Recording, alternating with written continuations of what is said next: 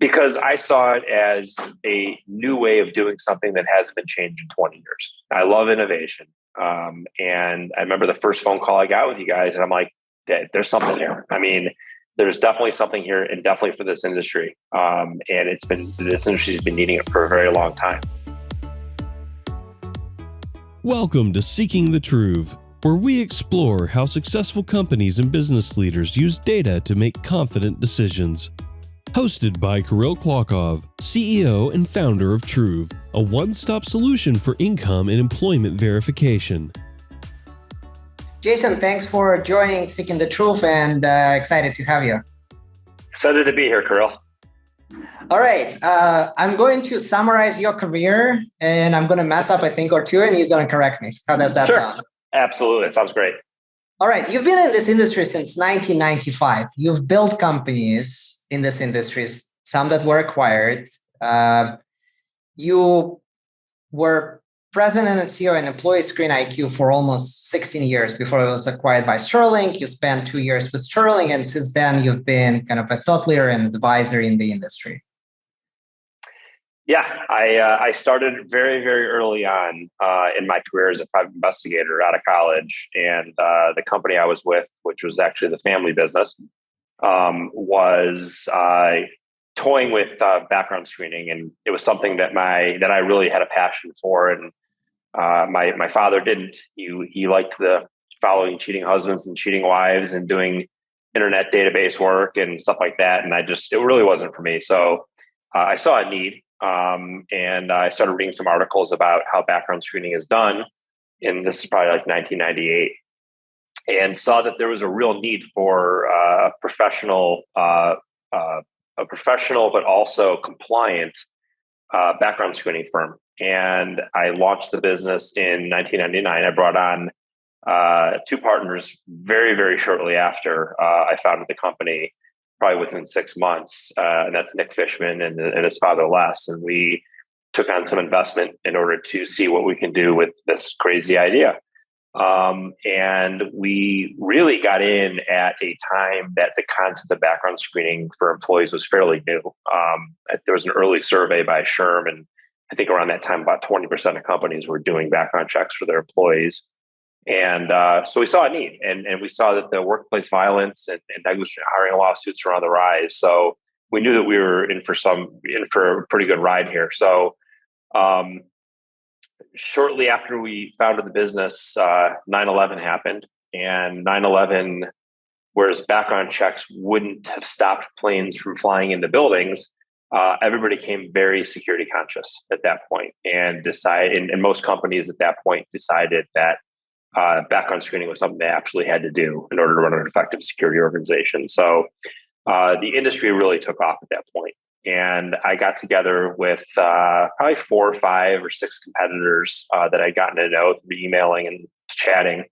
And we all realized very quickly that if we didn't figure out a way to start regulating ourselves, the government was going to step in and start doing it. The FCRA wasn't new, but it was late 90s that background screening companies really understood that it governed what they did as well. So we knew that we needed to put some standards in place. So we formed our national association, NAPBS, which is now called PBSA, which is now a very large functional organization. It's been around for now, over 20 years. So I was chairman early on. I was sat on several of the boards and committees and helped pioneer what is today PBSA. I inadvertently and didn't really plan it this way, but I kind of created a brand for myself along the way, because early on as chairman of the association, and my company were big thought leaders in the space as well. So my name became really well known within the space, and it really helped the business grow. We continued growing the business for about 17 years, and then were acquired by Sterling towards the end of that. And I started doing consulting right after that because I'd been doing a lot of expert witness work, and I'm friends with so many people in the industry. I know all the owners and all the executives, and just many, many great friendships I have, and started asking me to do things for them. So I would do things like consulting, and I started doing some recruiting, and then doing some M&A work. So I've kind of run the gamut of consulting services, even up to today. But one hole that we really did see, recently in the last couple of years is the need for innovation in the space. And got together with Dave Dickerson from Accurate Background, and we started looking at great technologies that were kind of emerging outside the industry, like True or Citadel, and decided that our money and time were very well spent by investing in other ideas. And that kind of brings us here where we're at today. Awesome. That's a very successful career. And whenever I talk to folks who have like so much experience in particular industry, tell me what's your career high if you think about the past 25 years. I mean, so I just answered this question for somebody, and my career high is actually right now, and I'll tell you why. It's because I'm doing exactly what I want to be doing, and I'm not doing anything that I don't want to be doing. So when I get new projects that come in, or a call from a prospect that might want my services, like if I don't find it fun, or engaging or even challenging, I just don't do it, or I give it to somebody else to do. So I would say I'm more fulfilled now than I've ever been in my entire career. And I feel very fortunate every single day that I can actually say that and do the things that I do. But aside from that, as we were growing Employee Screen IQ, there were several moments where I really felt successful. It was always came down to like winning a big account, somebody choosing you. You always had that like low self-esteem as far as who you were in the whole background screening universe, and then you nail a huge account, and that was really fulfilling for me as well. And then I think the third thing would be the unbelievable leaders and talent that we had at Employee Screen IQ that have just grown their careers. Some of them are running companies. A lot of them are executives. There's still people at Sterling that are thriving a lot over there. So just the ability to mentor and see the results of some of the people that we had in our organization, how they're just doing so well right now, is just gives me a ton of pride. Fantastic. And if you were to go back and like look at like the lessons you had when you were building a CRA, like if you like one or 2 points that you would like share with the CRA? As far as what?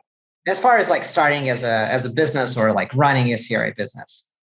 Well, I think the first question you need to ask yourself is, where do you want to fit in the universe of background screening? Do you want to be a technology company and really sell yourselves on being the leading edge technology in background screening? That's one direction. And in that direction, you're going to probably have to build your own system from scratch and make a ton of mistakes, spend and waste a lot of money along the way till you finally get what you need. Or you decide that you just want to be a great background screening company that has good technology. And in that regard, you can sign up with one of the platforms that are out there like Osseo or TazWorks or some of the others, and allow that part of it to kind of run smoothly and run your business, and allow you to do the things that you're really good at, like sales and marketing and customer service and things like that.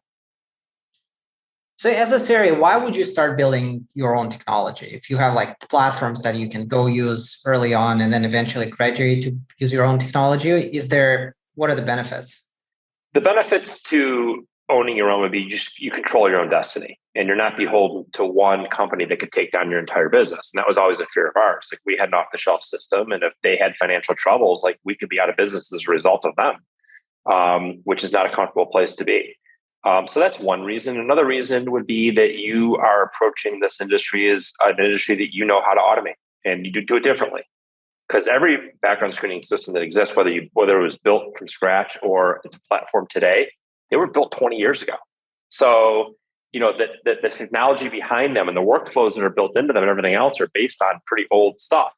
So there will be people that are able to approach this with a whole different, looking through a whole different prism and how to accomplish the same thing a lot easier. So it just depends on what your background is and what you feel that you can do to change the industry.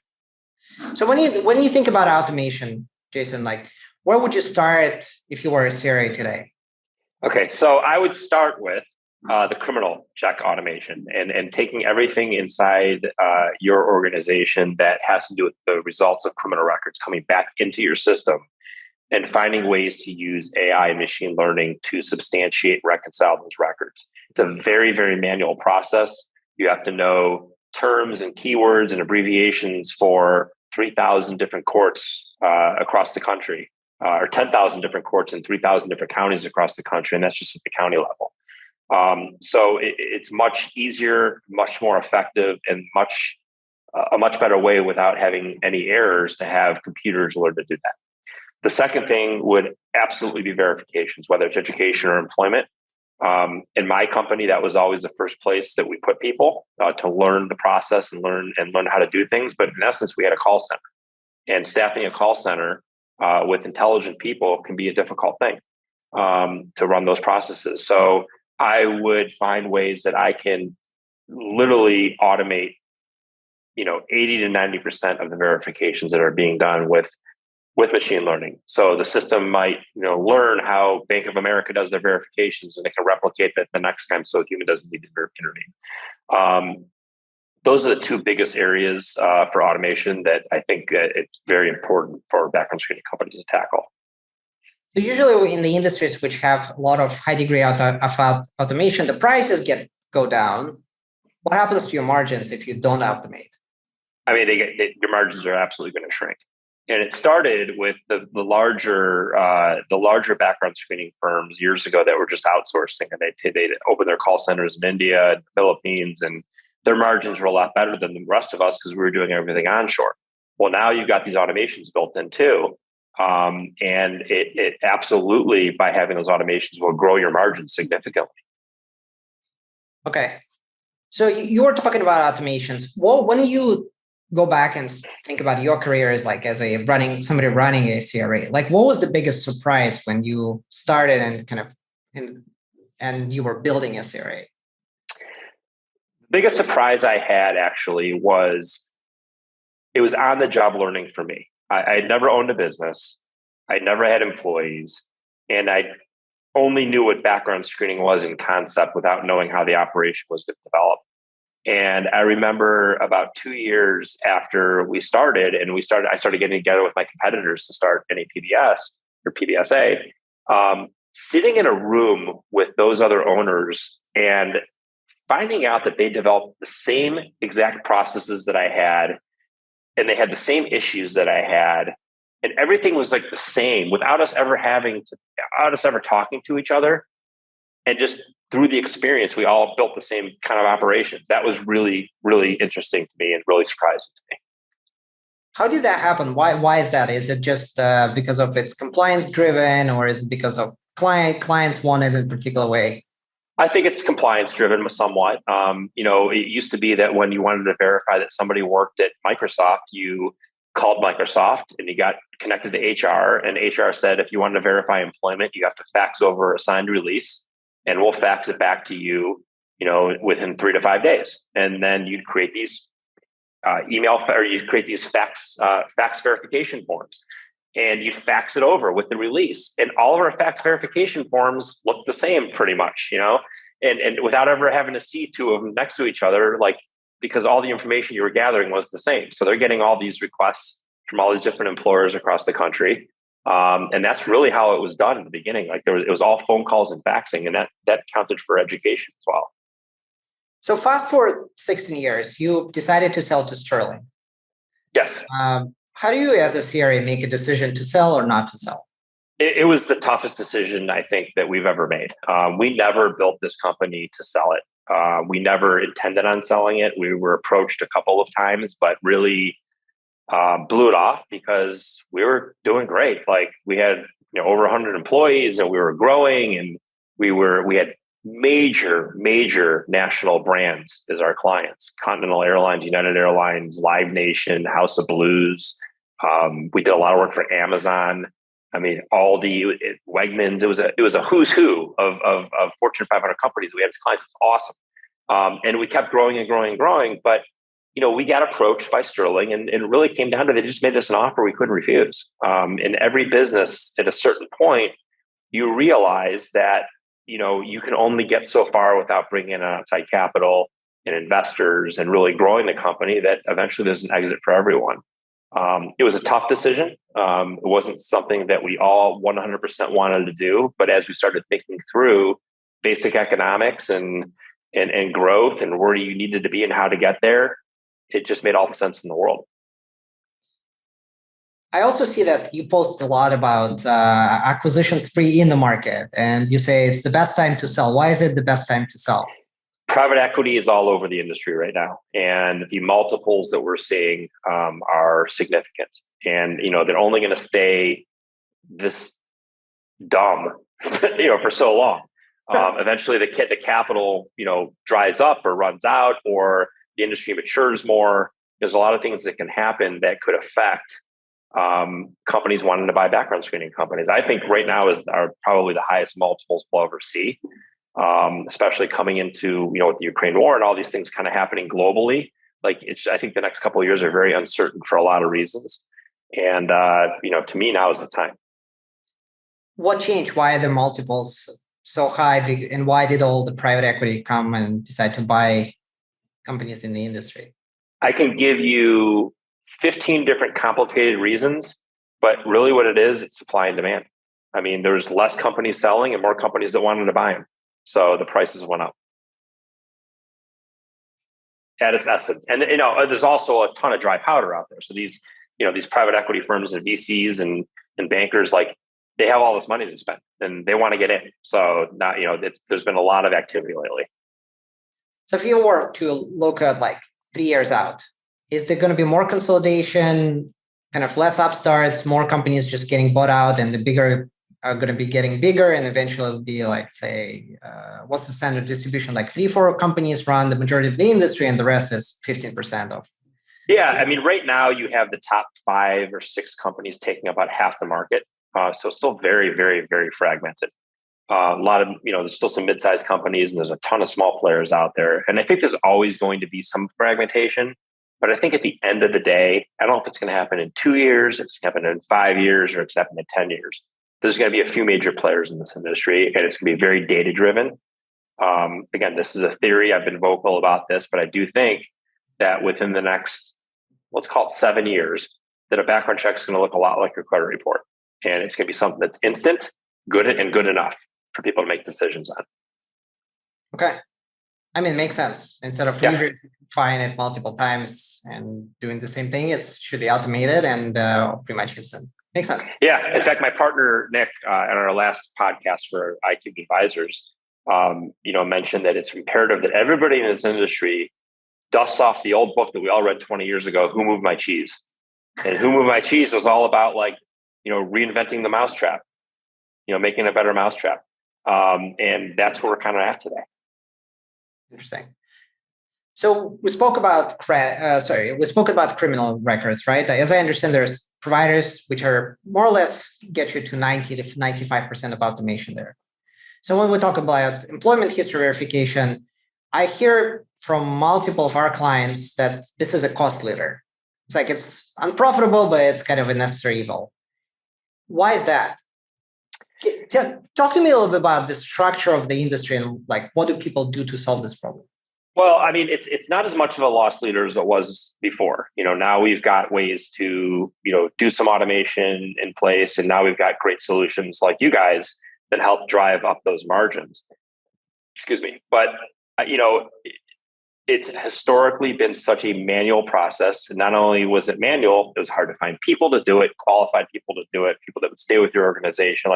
It just became a mess. So it wasn't a product that we just didn't want to sell. We wanted to sell it, but we wanted to find different ways and better ways of making money at it along the way. And now we're kind of there because there's that blend, and there's that blend of companies that you have to still fax to. There's the blend of companies where you have the Work Number and Talks that wants to sit, right up high on that waterfall and catch all the verifications that they can. And there's services like Truth. Am I saying it right? Yeah, it's Truth now. Truth. Okay. And there's products like Truth, and if you blend those things together, it makes especially blending it in with the Work Number, which is incredibly cost prohibitive.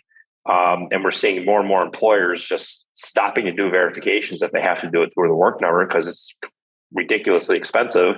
There's better ways and other ways to do it. And there comes you guys.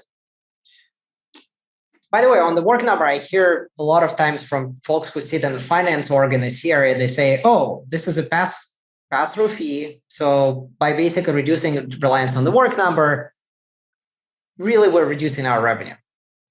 So we can charge less, clients less. What do you think about this? I think it's BS. And here's why I think it's BS. I mean, yes, it's a pass-through. And yes, we're charging our clients for it. And we're just passing it through to our clients.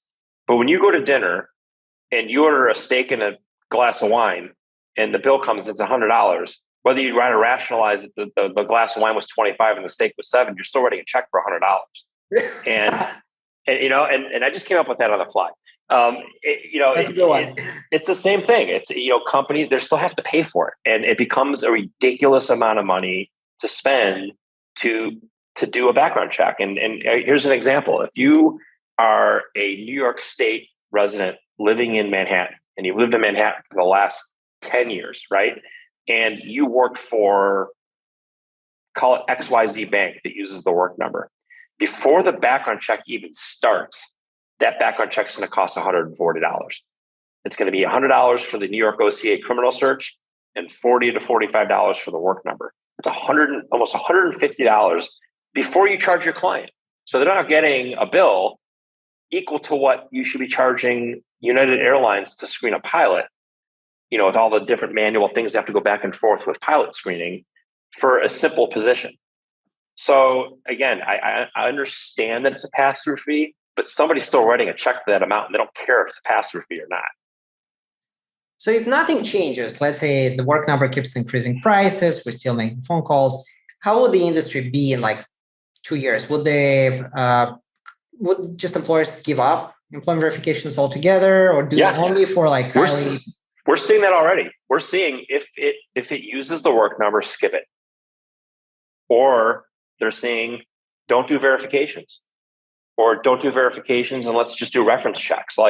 So they're trading, they're trading services to find ones that are maybe better and more cost effective. Instead of, if you have 5 previous employers, maybe you don't do the 3 that use the work number, but you do the 2 that we can do your, system on. There's a lot of opportunity out there right now, and that opportunity has not existed for a long time.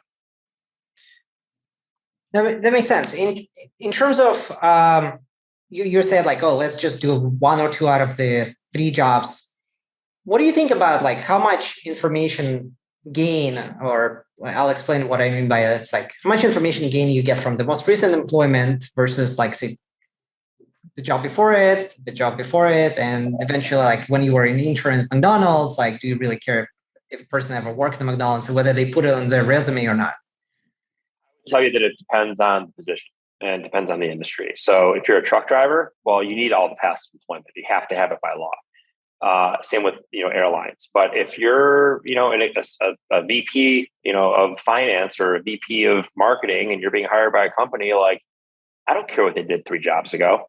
Like, I want to know how they did it their last job, maybe the job before that. And I think that employers are starting to quickly realize that when they start looking at the expense versus the result, or the benefit versus the risk, they're having to make those decisions. So when you think about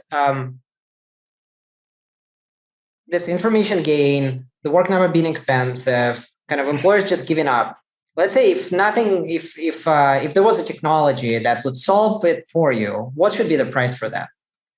How should you, like, if you're an employer and you want to run it for everybody, right? Let's say unless maybe somebody who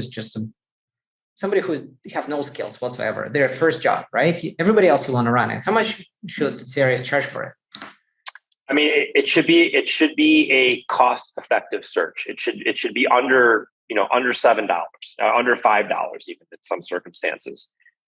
It's just a data point, and if you can show the value in getting more information, then maybe you can charge a little bit more than that, or bundle it with some other things. But it shouldn't be the most expensive ticket item on your background check for sure.